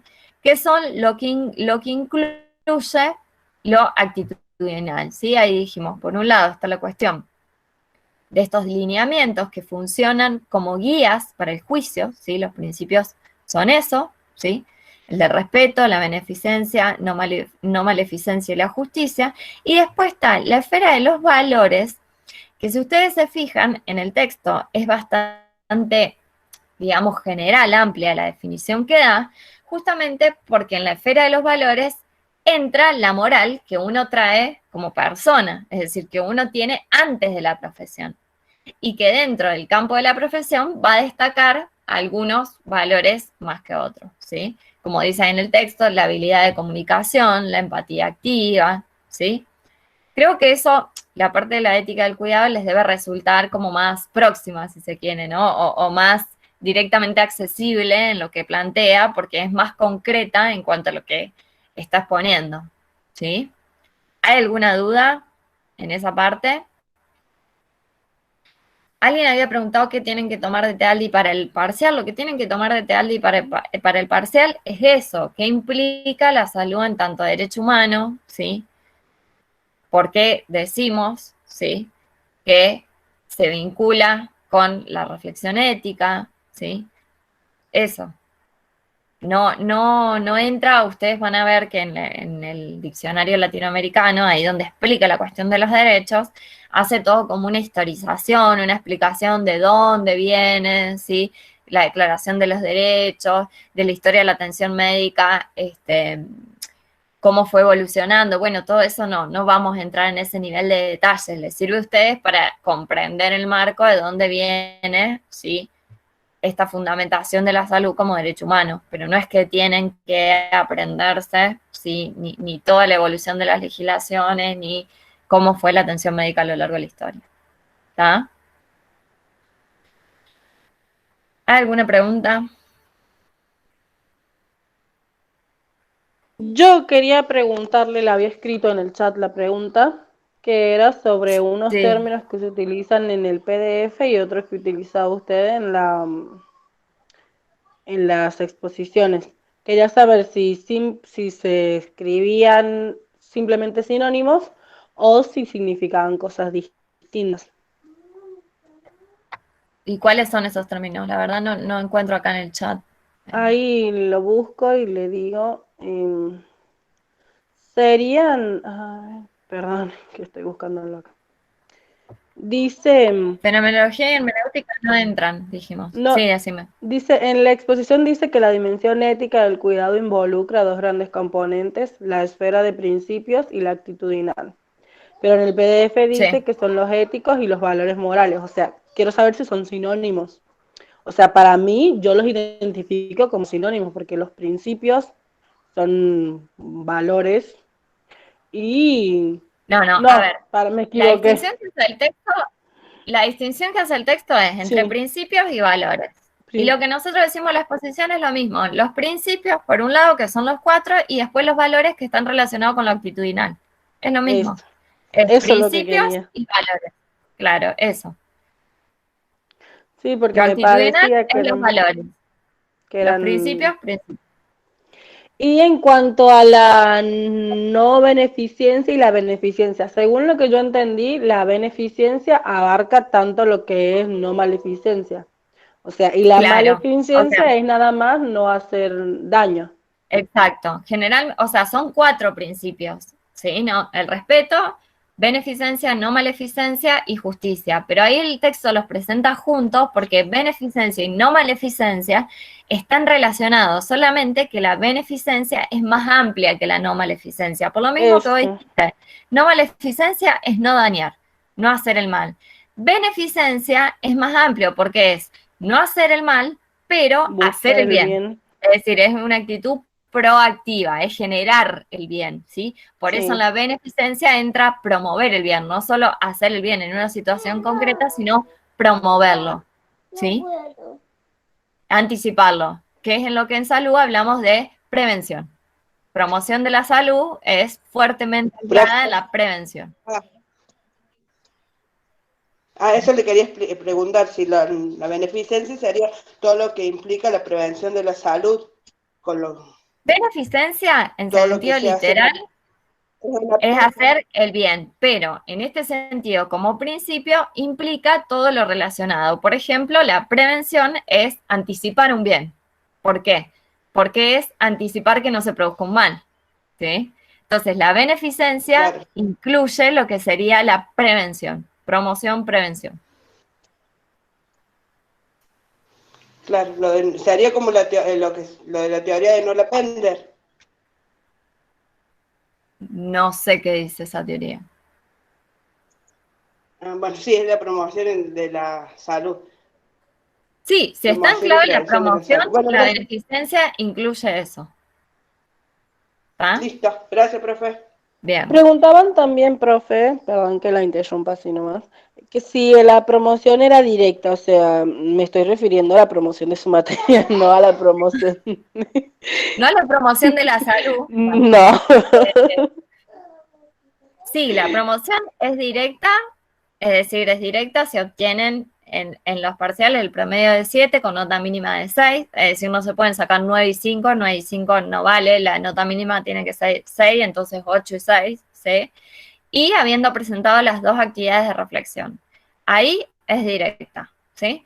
La promoción no se recupera, es decir, si se sacan menos notas ya quedan como regulares, si no presentaron las dos actividades de reflexión quedan como regulares, ¿sí? Y el recuperatorio, para la regularidad, se puede recuperar un parcial. Es decir, para poder recuperar tienen que haber aprobado alguno, al menos uno de los dos parciales. No se pueden recuperar los dos parciales para la regularidad, se recupera uno. Entonces, tienen que haber aprobado al menos uno de los dos y pueden recuperar el que no aprobaron o el que estuvieron ausentes. ¿Sí? Y para la regularidad se Profe, exige haber entregado una actividad de reflexión. Sí. Diana, ¿decías algo? ¿Cómo? Sí, perdón, mi No internet es te muy escucho. malo hoy. Sí, Escribo en el chat, profe. Dale, porque está acordado. Alguien preguntó, ¿son 20 preguntas igual que la otra vez? ¿Son 40 minutos igual que la otra vez? ¿Sí? El tipo de ejercicios es el mismo, verdadero o falso, múltiple opción, completar con la palabra que corresponde. Van a ver que para el jueves vamos a ocultar el primer parcial, ¿sí? No enloquezcan, no entren en psicosis, no es que se van a perder, los vamos a ocultar a propósito para que solo vean el segundo, ¿sí? Y no se confundan, pero después lo van a tener visible de nuevo, ¿sí? Pero los primeros parciales van a estar ocultados, ¿sí? Lo mismo entre el primer y el segundo turno. Los que hagan el parcial en el primer turno de la mañana, cuando termine ese turno se ocultan los parciales y no lo van a ver hasta que no termine el segundo turno. O sea, recién van a estar visibles de nuevo, ¿sí? A las 7 de la tarde que termina el turno de la tarde, ¿sí? Así que por favor no quiero que me lleguen 8 mensajes diciendo yo hice el parcial a la mañana y no me aparece. No, no te va a aparecer, porque los ocultamos a propósito, ¿sí? Por favor avísenle a los compañeros porque yo entiendo que les pone muy nerviosos, nerviosas, que hicieron el parcial, no lo ven, pero justamente voy a mandar un mensaje para recordarles que si lo hacen a la mañana, cuando termine el turno se va a ocultar y va a ser visible recién a las 7, ¿sí? Quédense tranquilos que todo lo que se hace en el aula virtual queda registrado en el sistema, no se pierde nada, ¿sí? Y otra consulta, Profe, ¿va a ser con la misma modalidad de ponerlo Sí, acabo de después, decir eso. cuáles eran las correctas para más o menos los recursantes tener idea de la nota? Sí, para los recursantes que no ven la nota va a ser igual. Van a poder ver la cantidad de respuestas correctas para que ustedes sepan cómo les fue más o menos, ¿sí? Acá Diana dice, si saqué 7 y este me va mal, con el recuperatorio me saco más de 7, ¿puedo promocionar? No, la promoción no se recupera. Si te sacaste 7 en el primero y ahora en el segundo te sacás 5, quedás como regular. No se recupera la promoción porque es directa, ¿sí? ¿Cómo se calcula la nota? Sí, 60 es 4, entre 65 y 70 es 5, 75 es 6, y de ahí para arriba se va achicando la diferencia, ¿sí? 85 aproximadamente es 8. Yo se las mandé la otra vez. En el mensaje les puse cuáles eran los porcentajes que se correspondían a las notas de promoción. Profe, ¿nos ¿Sí? va a salir el número, la nota numérica al finalizar el parcial? Sí, igual que o sea, los que son regulares, los que no son recursantes, van a ver ya la nota traducida. Ustedes no ven el porcentaje, ven la nota traducida. Es decir, si se sacan 60% van a ver nota 4, ¿sí? Si se sacan Perfecto. 75% van a ver nota 6, ¿sí? El final no sé cuándo es, todavía no tenemos las fechas, ¿sí? Los que tengan que rendir este final regular va a ser como los parciales, solamente que las consignas van a ser más elaboradas, digamos. O sea, los múltiple opción van a ser con consignas más elaboradas, de mayor deducción, pero van a ser la misma modalidad, ¿sí?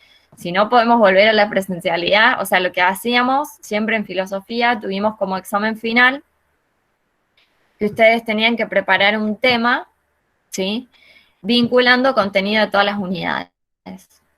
Ese era el final, y lo podían dar oral o lo podían hacer escrito. Pero bueno, como no estamos en la presencialidad, es imposible hacer virtualmente con la cantidad que son ustedes, así que siguiendo la virtualidad, el examen final va a ser similar a los parciales, pero con consignas más elaboradas. Profesora, una pregunta. Los Sí. recursantes no podemos ver la nota. ¿Cómo vamos a saber si la promocionamos o no? Y como les expliqué, no pueden ver la nota, pero pueden ver las preguntas correctas y pueden tener una noción si les fue, si llegan o no a las notas de promoción. Lo que pasa es que hasta que no nos digan a nosotros de Secretaría Académica que podemos pasarles las notas, estamos en la misma, digamos. Ustedes pueden tener una noción. Ustedes estudien como si fuera para la promoción, es todo lo que les puedo decir, pero lo máximo que pudimos encontrar es que puedan ver las respuestas correctas, o sea, es cuestión de saber contar, tienen las respuestas correctas visibles.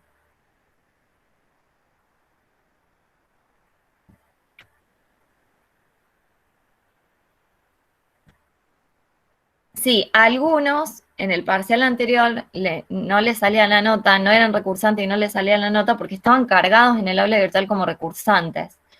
Entonces, cuando yo hice la configuración de los parciales, que los parciales unos eran para los regulares y otros los recursantes, en la configuración, las preguntas son las mismas, pero en la configuración, ¿sí? Algunos que estaban cargados, ¿sí? Quedaron como recursantes y no lo eran. Eso lo vamos a cambiar ahora para el segundo parcial. Por eso en parte vamos a ocultar el primero. ¿Por qué? ¿Qué es lo que va a pasar? Se los explico ahora, pero después voy a mandar un mensaje al aula porque si no se va a crear un caos. Todos los que están mal cargados como recursantes, cuando yo los pase a regulares, ¿qué va a pasar? No van a poder ver su primer parcial porque lo hicieron como recursantes. Entonces, para que los puedan ver, yo le voy a tener que sacar al primer parcial la restricción. ¿Y eso qué va a implicar? Que van a ver todos los parciales duplicados.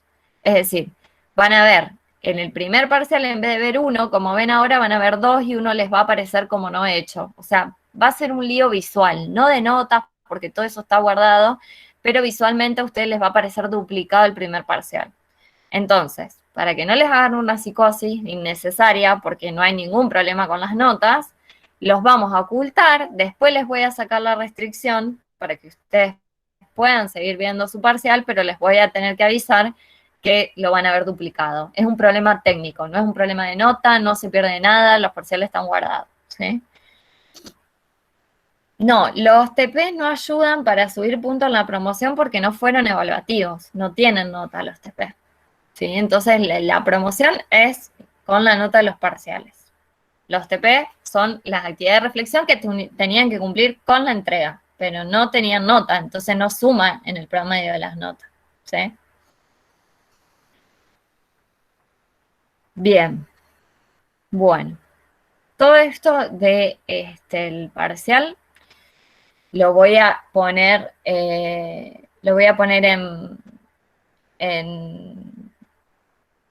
un mensaje, ¿sí? Pero en líneas generales es igual que el primero, ¿sí? Respecto del cierre de la materia que les decía, un poco la idea era, pasa que ya por ahí lo estuvimos hablando, que ustedes vean el hilo, digamos, en el desarrollo que hicimos de la materia, justamente en esto que subrayábamos recién cuando hablábamos de ética. Es decir, ¿qué es lo que les tiene que quedar en claro o dónde es que se ve el hilo, el desarrollo, ¿sí? Es que nosotros hemos visto la filosofía como contenido, ¿sí? Hemos visto la epistemología, hemos visto la ética, pero hemos hecho mucho hincapié, ¿sí? En la actividad reflexiva, ¿sí? La filosofía sin duda es un tipo de saber, sin duda es un tipo de conocimiento que tiene sus contenidos propios que se estudian, pero también se entiende como una práctica, un tipo de actividad reflexiva. Y el objetivo de que ustedes vean filosofía en enfermería, más allá de los contenidos que les sirven para epistemología, que les sirven para ética, es que ustedes puedan asumir esta actividad reflexiva como un acompañamiento de la práctica. Es decir, acompañamiento en el sentido de que, en tanto somos, ¿sí?, seres racionales, justamente, no actuamos por instinto como los animales, ni tampoco somos todopoderosos ni omniscientes como si fuéramos dioses, el único acompañamiento que tenemos para guiar nuestra acción, para guiarnos en el mundo, ¿sí?, es el pensamiento, es la reflexión, ¿sí? Entonces, un poco la idea de la materia de filosofía es la invitación a asumir esta actividad reflexiva, esta actividad que, como vimos, tiene 3 grandes pasos, que es aclarar, ¿sí? En segundo lugar, preguntar por qué, buscar razones, fundamentar. Y en tercer lugar, elaborar una decisión, elaborar la propia opinión, elaborar el propio juicio en función de todo ese análisis previo, que ustedes, digamos, puedan integrarlo, ¿sí?, como acompañamiento de la práctica, ¿sí? Jean Watson, que es una teórica de la enfermería muy importante, ella habla de reflexión en la acción, ¿sí? No hay una separación entre teoría y práctica, no hay una separación entre pensamiento y acción concreta, ¿sí? todo el tiempo estamos manejándonos entre esas dos dimensiones, ¿sí? Y de lo que se trata es de poder tener, ¿sí?, una práctica que esté acompañada por esta actividad de reflexión, ¿sí?, por esta actividad de pensamiento, que a ustedes les permita reconocer el día de mañana, ¿sí?, cuando están ante un dilema moral, qué es lo que pasa ahí, ¿sí? Que a ustedes les permita reconocer cuando estén estudiando todos los contenidos teóricos de la enfermería, cuál es justamente la importancia, ¿sí?, de esos conceptos, de esos marcos, de esos modelos. Son formas de ver las cosas, son formas de entender el mundo, son formas de entender incluso al sujeto, ¿sí?, del cuidado, son formas de entender la propia actividad que ustedes van a desarrollar, ¿sí? Entonces el objetivo justamente es eso, o sea, la vinculación, la línea que a ustedes les permite, ¿sí?, seguir la materia, más allá de que nosotros, digamos, conceptualmente vimos una introducción a la filosofía, es decir, la definición de filosofía, y ahí, aunque nuestro recorrido fue breve, fue intenso, ¿sí?, vimos una aplicación de lo que sería la filosofía teórica, que lo vimos en la epistemología, el problema del conocimiento, vimos también una aplicación de la filosofía práctica, que sería la ética, ¿sí? Entonces, en ese recorrido, digamos, la idea justamente es que puedan ver la continuidad de qué se trata esta actividad reflexiva, que es una actividad de análisis, que es una actividad de clarificación, que es una actividad de buscar razones, y que es una actividad de hacer todo esto justamente para poder formar, como decía Aristóteles en la teoría de la virtud, formar el propio juicio, formar la propia sabiduría práctica, formar el propio carácter, la forma de comportarse, ¿sí? ¿Se entiende cuál es, como, digamos, el espíritu de la reflexión filosófica? ¿Por qué no es, en definitiva, algo completamente abstracto y alejado de lo que ustedes están estudiando, que es enfermería, y lo que van a hacer? ¿Sí? Esa es como el gran, como la gran línea, digamos, de continuidad. ¿Sí? Tener fundamentos para las acciones. Cuando vamos Exacto. a decidir por un lado o por el otro, tener el fundamento de decir, no, esto, desde mi punto de vista, esto, por esto sí, por esto no, porque vamos a tener el fundamento y el argumento para hacerlo. Exacto. Exacto. En primer lugar, aclarar, ¿sí?, de qué se trata, qué es lo que está en juego, ¿sí?, qué es lo que decimos cuando decimos tal cosa, decimos tal otra, ¿sí? En segundo lugar, preguntar por qué, lo que vos decís, buscar fundamentos, buscar razones, buscar argumentos, por qué, cómo, ¿sí? Y en tercer lugar, que esos pasos previos nos lleven a formar nuestra opinión. O sea, que nuestra opinión no sea lo primero, sino que sea lo último que se siga de todo ese proceso reflexivo, ¿sí? Y eso lo podemos aplicar a cualquier cosa, no solo a problemas morales, a cualquier cosa, ¿sí? Y en cualquier ámbito de la vida. Por eso se dice que la filosofía incluye todo, se pregunta por todo. ¿Por qué? Porque en tanto somos seres pensantes, podemos pensar por todo. Entonces, la amplitud o la universalidad que tiene la filosofía es la amplitud que tiene la reflexión. Podemos reflexionar sobre todo o sobre cualquier cosa, ¿sí? Una consulta, profe. ¿Tenemos en el segundo Sí. cuatrimestre clase con usted? No, a mí, quizás para su bienestar no me van a ver hasta cuarto año. No, me re Yo gusta su doy, clase. o sea, voy a dar, si todo sigue así, si llegamos, nos vemos, Oh. todos en cuarto, en filosofía 2. Este Si año seguimos la di esa licenciatura, clase. si digamos, si nos quedamos con la tecnicatura Claro, no la vemos. Ay, profe. claro, no, Pero no. pensaba que había filosofía 1, 2, 3, así. No, está 1 y 2. La 1 lo tienen ahora y la 2 está en cuarto. Oh. Le confieso que al principio me preguntaba, pero filosofía, ¿por qué si voy a estudiar enfermería que tiene que ver una cosa con la otra? Y después cuando empecé a verla a medida que avanzaba el tiempo, decía, ah, por esto y por aquello, y es como que, Claro. De sí, hecho, tiene en el su... plan viejo, el anterior al de ustedes, filosofía estaba en tercero nomás. Era una de las últimas materias antes del título de enfermero o enfermera profesional. Y ahí, cuando veían filosofía en tercero, todos decían, ay, profe, pero esto lo tendríamos que haber visto en primero. Así que este nuevo plan Sí, está bien pensado, está bien articulado en ese sentido de empezar con filosofía, sí, en primero y después, bueno, nos reencontramos en cuarto, ¿sí? Pero bueno, cuando se vaya Corona, nos vemos en los pasillos.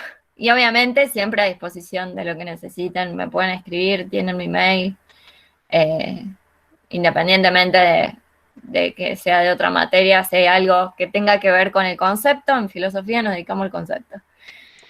No tengo problema que me hagan consultas.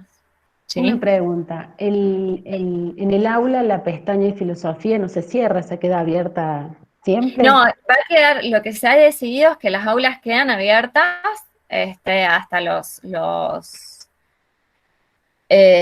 exámenes finales, que no sé cuál es la fecha que ustedes van a tener de exámenes finales, no sé cuáles serán las próximas mesas, si será ya en noviembre, calculo, diciembre, supongo que por ahí, eso va a quedar abierto, no se preocupen. Porque está bueno para material de consulta eventualmente que uno necesita. Sí, no, todo eso va a quedar ahí, no lo vamos a sacar. Bien. Bueno, si no tienen más preguntas, ahí había un compañero que había dicho que si es necesario elegir una teoría. A ver, las teorías normativas que vimos de éticas, como decíamos, son propuestas y es una elección personal. Cada uno después juzgará si se queda con una sola teoría, si hace una especie de combinación. Eso no está estipulado, eso es una elección, digamos, como persona. Lo que ustedes después van a tener sí estipulado y a lo que tienen que apegarse son los códigos de ética de enfermería que lo van a ver después en deontología, ¿sí? Lo mismo que decíamos de los derechos. Los derechos, el marco legal no es una cuestión de elección propia. Es un marco que son reglas que se deben seguir y respetar. Pero en cuanto a las teorías éticas, sí, a la moral, es una elección personal. Por eso lo que decíamos de la importancia de la actividad reflexiva, ¿sí? Y de ser responsables y libres de lo que uno hace, ¿sí? Hacerse cargo de las decisiones que toma, ¿sí? Bien, bueno, para cerrar quería leerles, quizás ya lo escucharon, ya lo vieron porque estuvo circulando por las redes,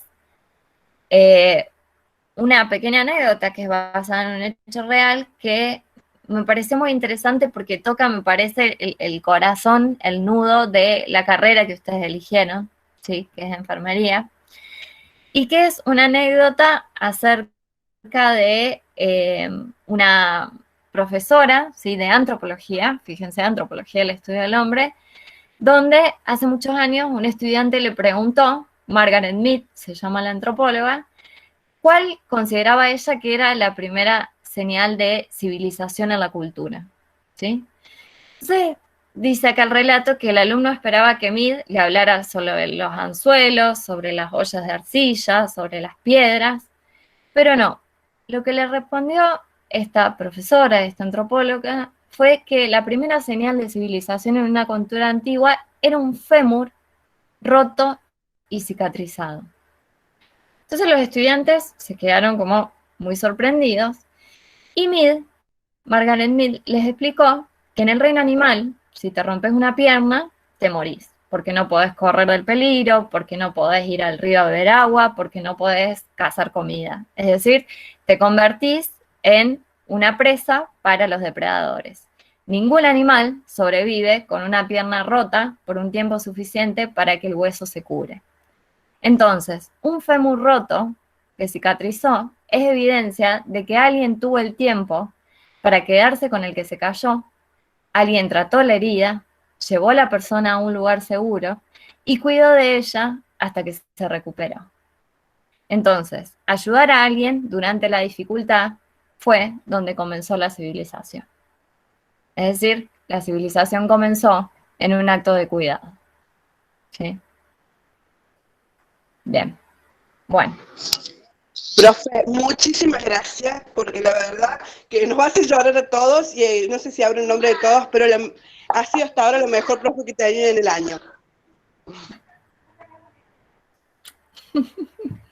Bueno, gracias a ustedes. Sé que es muy difícil, sé que les tocó empezar la carrera en un momento bastante anómalo, ¿sí? Bastante duro, que genera mucha ansiedad, que preocupa. cuando a uno le preocupa el mundo, por más que uno esté bien, le preocupa. Entonces, bueno, pilas, ánimo, van a ver que esto va a pasar, como todo pasa, ¿sí? Y bueno, mucha suerte, más que suerte, éxitos, Sonora Sillas, ¿sí? Hola. Así que pilas que ya transcurre. Propongo que abramos los micrófonos y le aplaudemos todos. Si usted le podemos Sí, aplaudir. muchísimas gracias, profe, me encantó su clase. Yo me siento...